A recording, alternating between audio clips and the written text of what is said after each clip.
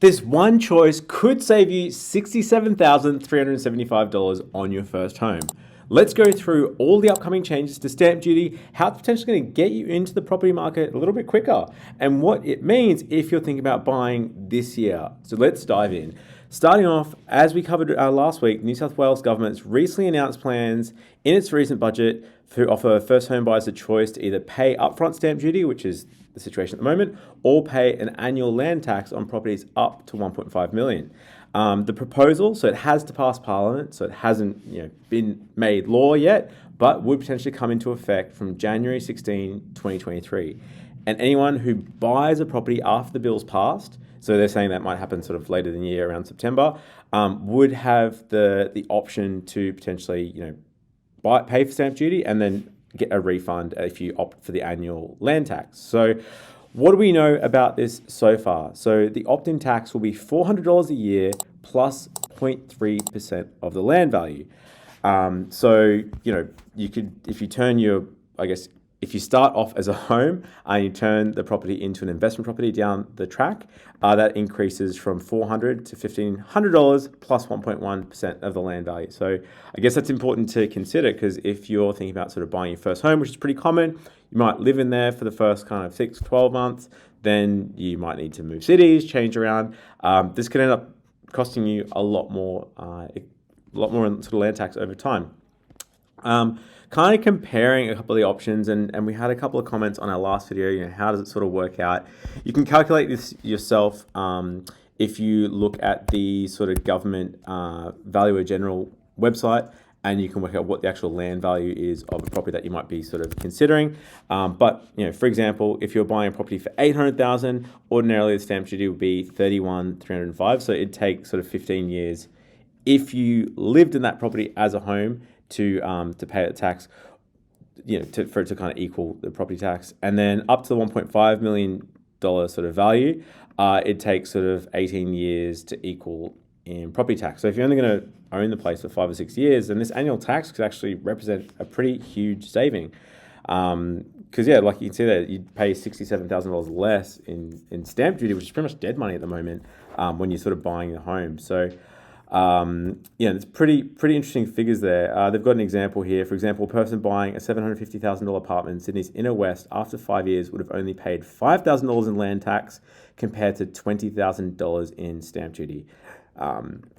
You'd have to fork out for the stamp duty if you want to buy another property. So that's interesting. I guess the thing that's kind of going to make a big difference from what I can see is even the amount of deposit you're going to potentially need to buy a property in Sydney or New South Wales. So, for example, today, if you're buying a home for $800,000 with the normal stamp duty, if you're putting in a 10% deposit, you've got to pay the $31,000 in stamp duty.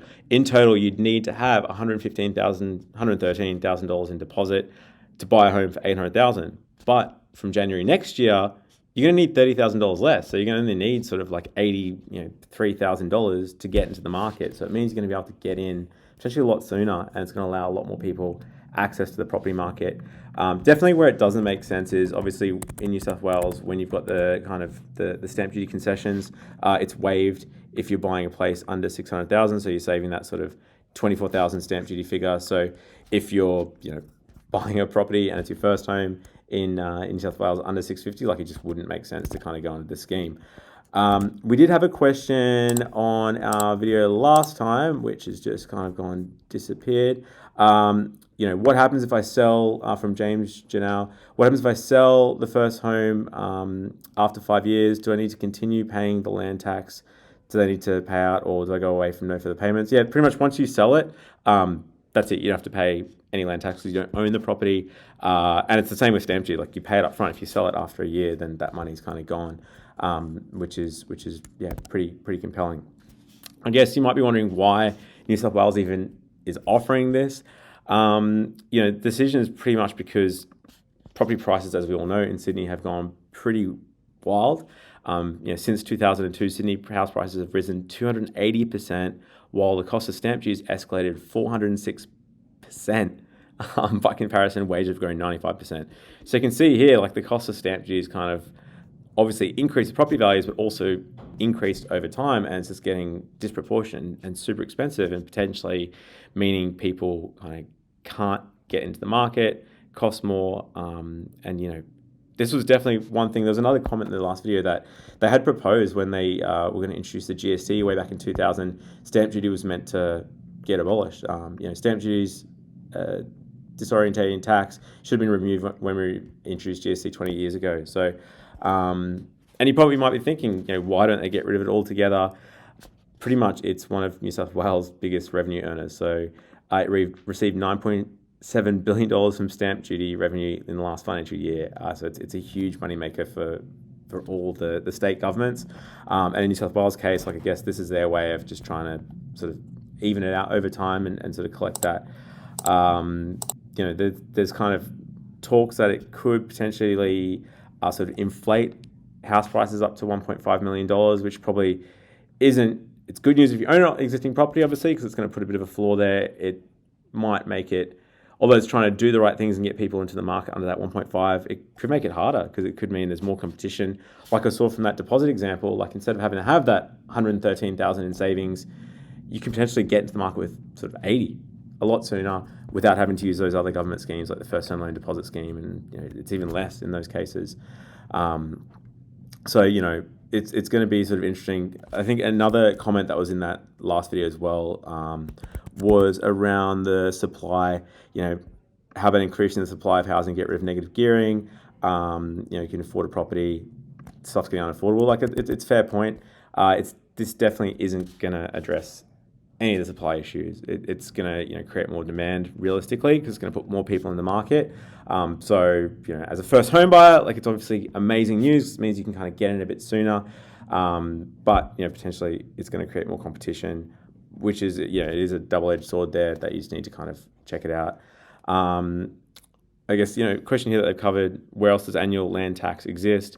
ACT actually started sort of transitioning this. So far, they've sort of looked at doing that. They've sort of made less money, and I guess it's still some of this data was during COVID where there was sort of extraordinary changes that it's hard to say. They're sort of implying that it pushed up property prices, but I guess you have to see. Yeah, I think the only the interesting thing will be probably the next sort of 3 or 4 months until they bring into law what people are going to do. Like, are you thinking about buying a home? Is this going to make you sort of stop and wait for it? Because, like you can see from some of the examples, on an $800,000 home, if you're only going to live there for 5 years, then this sort of annual land tax is way cheaper. It's going to cost be way more cost effective. Are you thinking about buying? Is this going to change your mind? Let us know in the comments below. We'd love to know if you think it's going to be a good thing, if you think it's going to be a bad thing, how you think it's going to affect the market. Is it changing your decision? Would love to know. So far, there's no news about any other states bringing in a similar thing. So there was another comment as well about sort of, is Queensland going to introduce the tax there as well, the stamp duty?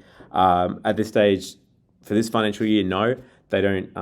They usually review it around when they do their sort of state budgets, and Queensland's did it in sort of April, June of this year. So it's not been announced. So you might have to wait another year to see if any of these sorts of reforms are going to happen.